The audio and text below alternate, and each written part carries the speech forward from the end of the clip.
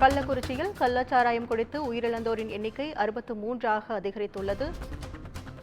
ஜிப்மர் மருத்துவமனையில் இன்று காலை ஏசுதாஸ் என்பவர் உயிரிழந்த நிலையில் தற்போது ராமநாதன் என்பவர் உயிரிழந்துள்ளார். அதை அண்மைச் செய்தியாக பார்த்து வருகிறோம்.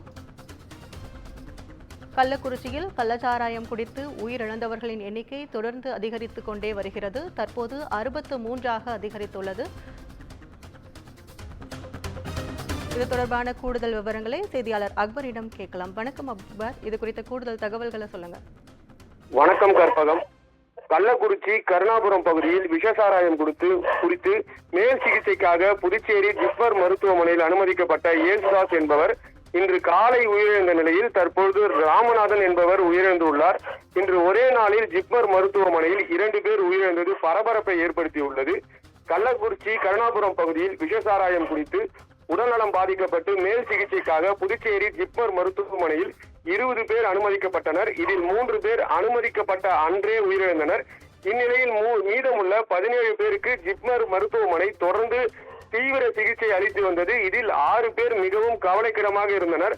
ஆனால் தொடர்ந்து ஜிப்மர் மருத்துவர்கள் மற்றும் மருத்துவ வல்லுநர் குழு 17 பேருக்கும் அதிதீவிர சிகிச்சைகள் அளித்த அடிப்படையில் 7 பேர் குணமாகி வீடு திரும்பினர்.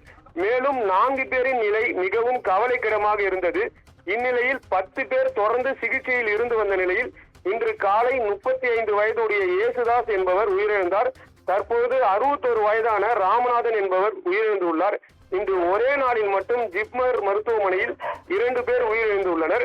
ஜிப்மர் மருத்துவமனை மருத்துவர்கள் தொடர்ந்து இவர்களது உயிரை காப்பாற்ற 7 நாட்களாக போராடிய நிலையில் தற்போது இவர்களது உயிர் பிரிந்துள்ளது. உயிரிழந்தது குறித்த செய்தி அறிந்த அவரது குடும்பத்தினர் தற்போது மருத்துவமனை வளாகத்தில் கதறி அழுகின்றனர். எப்படியாவது உயிருடன் வீட்டிற்கு அழைத்து செல்வேன் என நினைத்தேன், தற்போது பிணமாகி விட்டார் என கதறி அழுவது அனைவரையும் கலங்கடித்து வருகிறது.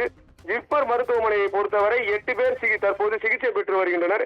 இவர்களது உயிரை காப்பாற்றுவதற்கு ஜிப்மர் மருத்துவ குழு தொடர்ந்து தீவிர சிகிச்சை அளித்து வருகிறது. கற்பகம்,